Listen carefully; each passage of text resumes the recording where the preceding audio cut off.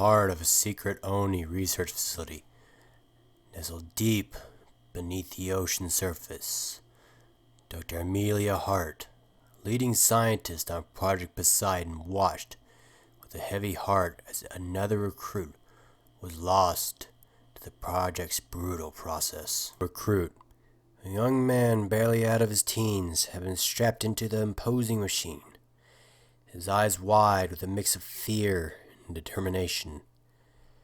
As the process began, his body started to convulse violently. His screams echoed through the sterile room, a chilling testament to the agony he was experiencing. Despite the advanced technology at their disposal, the medical team could do nothing but watch as his brain effectively tore itself apart. The recruit's life signs flattened, and despite their best efforts, they were unable to resuscitate him. Dr. Hart, her face impassive, made a note in her log. Subject 106, unsuccessful. Her voice was cold, detached. Out of over 100 recruits, only 5 had survived the process, and even those who had made it were far from unscathed. They were left with PTSD, a detachment from their emotions, depression, and a host of other mental issues. She knew that the project was taking a toll on the survivors.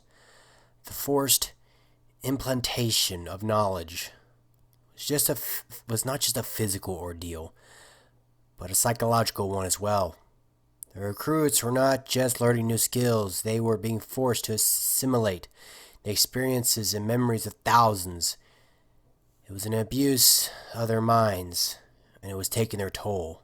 Dr. Hart believed that forming close bonds could help heal their minds. She had seen it before, how a strong relationship could help someone overcome trauma. But in the sterile, cold environment of the ONI facility, such bonds were hard to form. The recruits were isolated, kept apart from each other for fear of what the implanted knowledge could do, or cause them to do.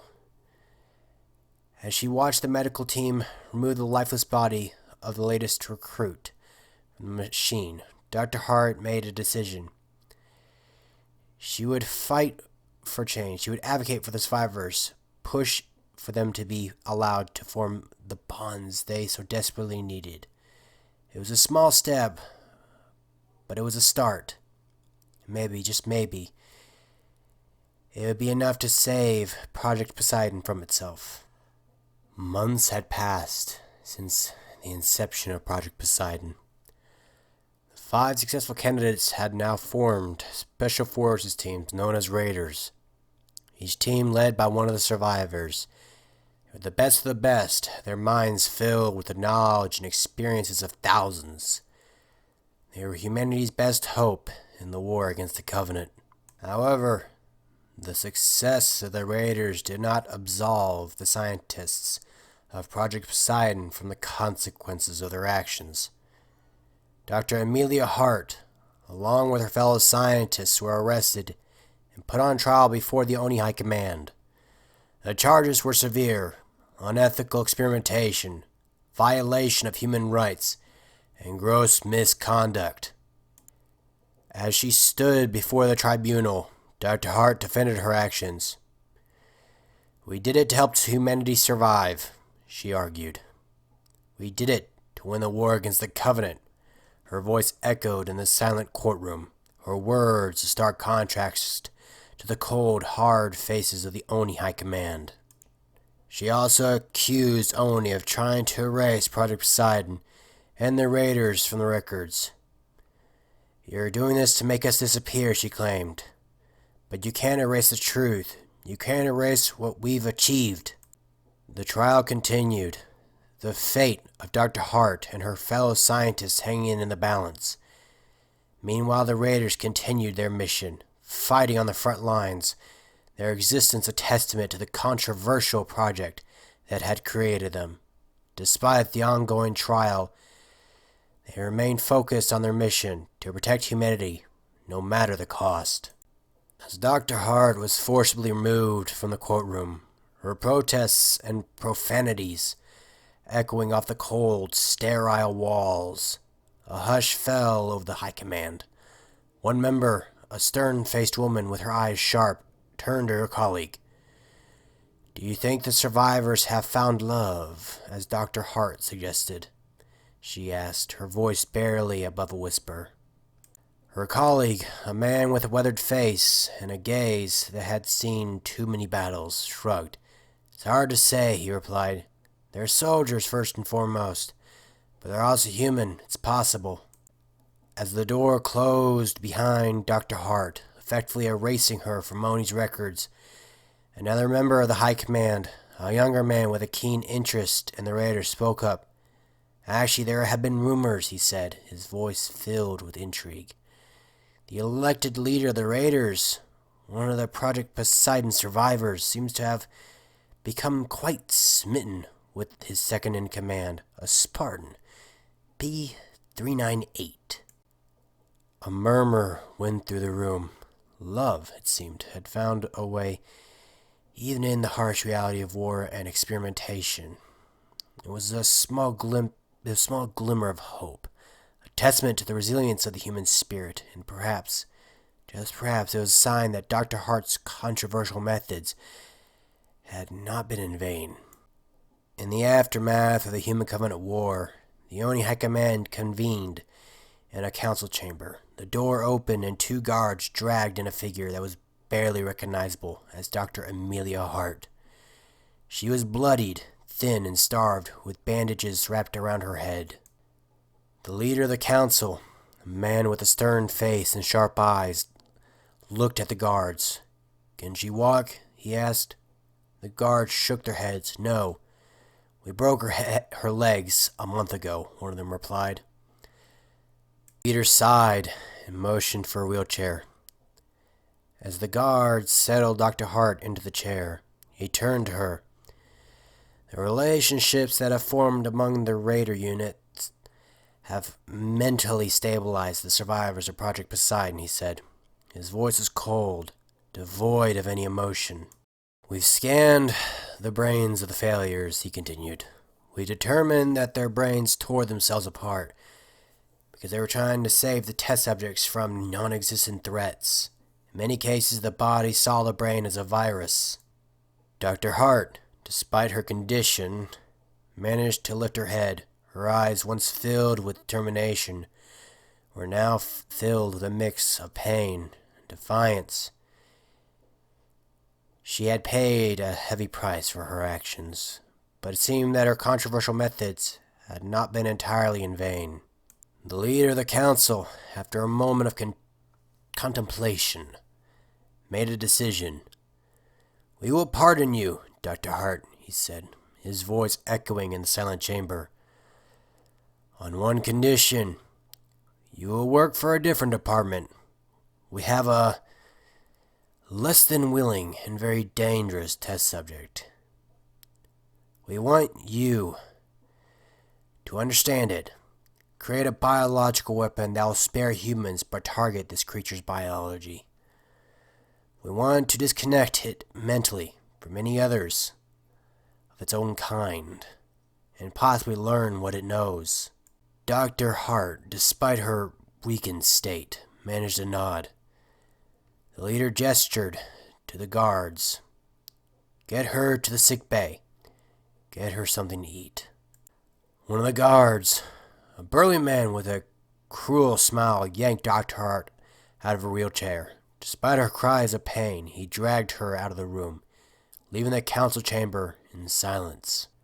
As the door closed behind them, the leader of the council allowed himself a moment of satisfaction. Dr. Hart was a valuable asset, and her expertise could prove invaluable in their new project. But as he looked around the room at the faces of his fellow council members, he couldn't shake off a feeling of unease.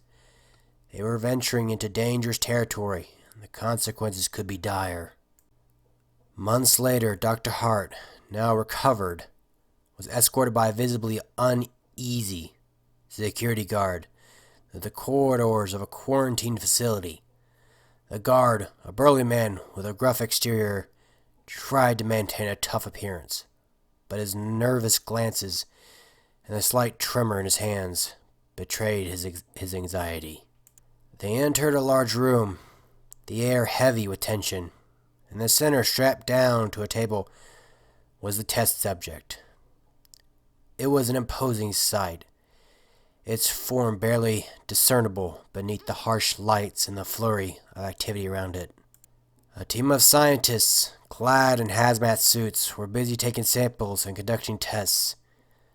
Their movements were precise, methodical, but there was a palpable sense of fear in the room. Every now and then, one of them would glance nervously at the armed guards positioned around the room. There were 30 to 40 guards in total, their guns trained on the test subject. Some were stationed on the ground, their fingers twitching on their triggers of their weapons.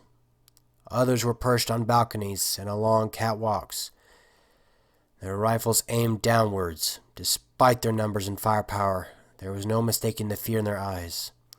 Some were visibly shaken, their gazes never leaving the test subject. Everyone in the room was on high alert, the atmosphere charged with a mix of fear and anticipation. This was uncharted territory, and they all knew the stakes were high, but for Dr. Hart, this was just another day at work. She had a job to do, and she was determined to see it through. Dr. Hart approached the test subject, her heart pounding in her chest. She turned to one of the scientists, her voice barely above a whisper. Is it what I think it is?" she asked. The scientist, his face obscured by the hazmat suit, didn't respond. He simply nodded, his movements slow and deliberate. A wave of fear washed over Dr. Hart. She could feel her hands shaking, her breath coming in short, sharp gasps. She had faced many challenges in her career, but nothing could prepare her for this. The other scientists, sensing her panic, tried to calm her down. "Stay calm, Doctor," one of them said, his voice muffled by his suit. "We need you to stay focused." Dr. Hart took a deep breath, trying to steady her nerves. I would have rather been tortured in my cell than been assigned to this," she admitted, her voice shaky. But I have a job to do, for humanity." With that, she turned back to the test subject, her resolve hardening. She was terrified, yes, but she was also determined. She had a job to do, and she would see it through, no matter the cost. A week later, Dr. Hart was in the midst of conducting tests on the subject. She turned to the lead researcher, her voice barely above a whisper. How did we capture it?" she asked. The lead researcher, a man with stern face and sharp eyes, shrugged. "It was captured after the Battle of Earth," he replied. "Other than that, I don't know. ONI won't tell me." Dr. Hart swallowed hard, her unease growing. "It would have been smarter to kill it first," she said. Being alive threatens everything, every living thing in this galaxy."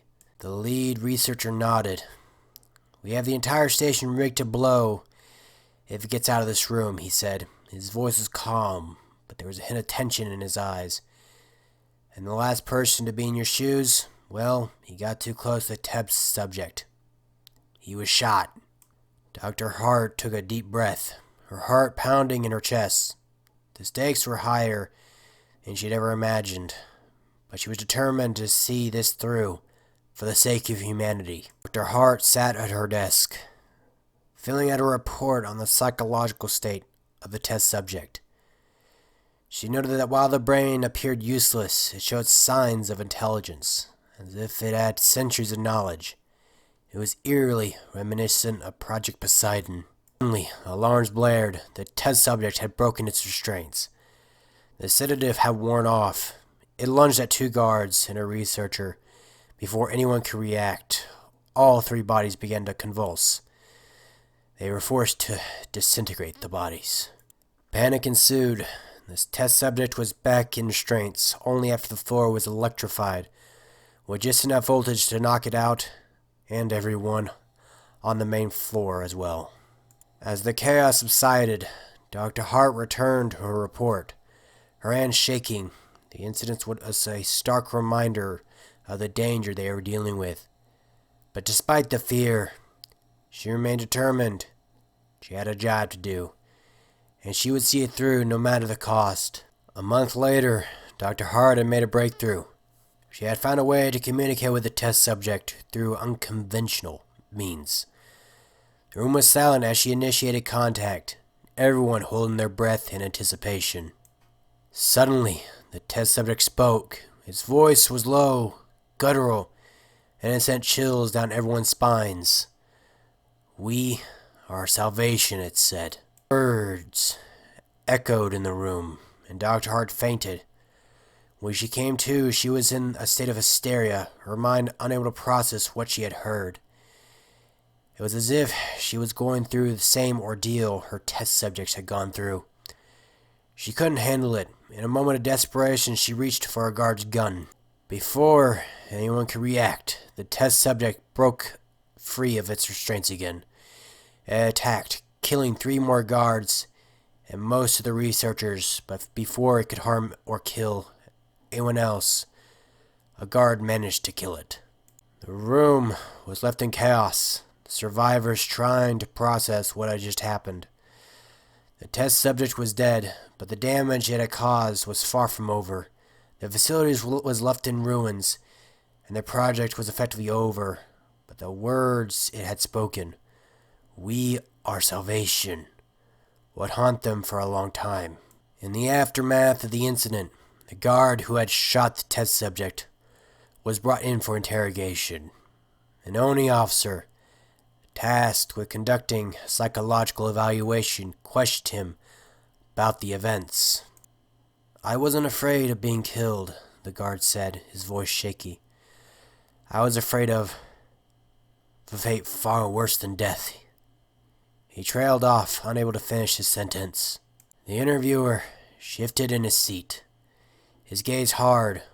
"What about the doctor?" he asked. "We found her in the sick bay, hanging from the ceiling. She couldn't handle it." The guard nodded, his face pale. She said the test subject had shared something with her, information that no one else heard or understood. She left a note on her desk." "And what did the note say?" the interviewer asked, his voice barely above a whisper. The guard swallowed hard, his hands trembling. It said, "Never try to talk to that monster." In the aftermath of the incident, the facility was a ghost town. The once bustling corridors, now eerily silent. The rooms empty. The test subject was dead, but his presence still lingered, a chilling reminder of the horror that unfolded. The irony of Dr. Hart's fate was not lost on those who remained. She, who had once subjected others to a process that tore their minds apart, had herself fallen victim to a similar fate. The test subject had shared information with her, information that no one else had heard or understood. It was this knowledge, this burden, that had driven her to the edge. Dr. Hart had left a note on her desk before she took her own life. It read, "Never try to talk to that monster." Those words echoed in the minds of everyone who read them. They served as a stark reminder of the dangers of tampering with the unknown, of crossing boundaries that were meant to be left alone. The incident serves a wake-up call for ONI. They realized the cost of their actions, the price they had paid in the quest for knowledge and power. They had lost one of their best scientists and several guards and researchers. But more than that, they had lost their sense of security, their belief in their invincibility. In the end, Project Poseidon and Project Mindwalker were shut down. The remaining survivors of the project were reassigned, their futures uncertain. The facility was left abandoned, left as a grim monument to the dangers of unchecked ambition. Life moved on. The incident became a cautionary tale, a story told to new recruits about the dangers of overreaching. But for those who had lived through it, it was a haunting memory, a reminder of the time when they had stared into the abyss, and the abyss had stared back. In a secure ONI conference room, the leaders of the Raiders were gathered. Among them was their elected leader, who had recently married his second-in-command, referred to by ONI as Spartan B-398. The atmosphere was tense as the ONI representatives outlined their request. "We need your help," one of the ONI officers began, his voice echoing in the silent room. "We have other facilities, similar to the one that was just shut down. They house test subjects, like the one you've heard about." The leader of the Raiders, his face impassive, nodded. He had heard about the incident, about the horrors that had unfolded. He knew what they were dealing with. The test subjects needed to be disposed of. The officer continued, "Carefully, with the utmost caution. We've learned our lesson. We won't be conducting any more tests on those monsters. The risk far outweigh the benefits." The leader exchanged a glance with Spartan B-398. They both knew the gravity of the situation, the potential danger they were facing. But they also knew their duty, their responsibility to humanity. "We'll do it," the leader said, his voice steady for the sake of humanity. "We'll ensure these test subjects are disposed of safely." And so, the Raiders took on a new mission, one that was perhaps their most important yet. It would ensure the safe disposal of the test subjects, preventing any further incidents, and protecting humanity from the unknown dangers that lurked in the shadows. The Raiders arrived at the last facility, their hearts heavy with anticipation. The other facilities had been shut down, but this one was silent, not responding to their hails. As they boarded the station, they found the lights out, the hangar filled with discarded helmets and damaged Pelicans. It seemed the security personnel had destroyed the Pelicans to prevent the test subjects from escaping. The station's self-destruct systems had been disabled. Blood was spattered everywhere. Bullet holes riddled the walls. The eerie silence was broken by distant screeches, sending chills down their spines. The Raiders instructed the EOD specialists to prepare the station for detonation. But as they began their work, they were swarmed by infected staff that had been turned into combat forms by the Flood. Test subject. A fierce battle ensued as they fought their way back to the hangar. Finally, they managed to evacuate, leaving the desolate station behind. As they retreated, they detonated the station, the explosion lighting up the darkness of space. The Flood test subject, along with the infected staff, were destroyed, preventing any chance of them escaping the station. The Raiders had completed their mission, but the cost was high. The memory of the infected staff, their former comrades, would haunt them for a long time, but they took solace in the fact that they prevented a potential disaster, protecting humanity from the unknown and known dangers of the Flood. Hey y'all, this is Tim Jedi after the fact. It's a lot of recording, and I did not do as much research as I probably should have. I didn't realize Spartan B-398 is already a Spartan 3 of the Spartan program. So, officially, the new number is Spartan B-498. I just didn't feel like going through this whole ordeal again of having to read this entire script over. Like, it took me several attempts. I am tired of doing this one. My throat is going to please put me on my misery at this point, so I'm not going back through to change it. So this is just me letting y'all know that Spartan B398 is now Spartan B498. The Spartan story and the Raiders story will continue.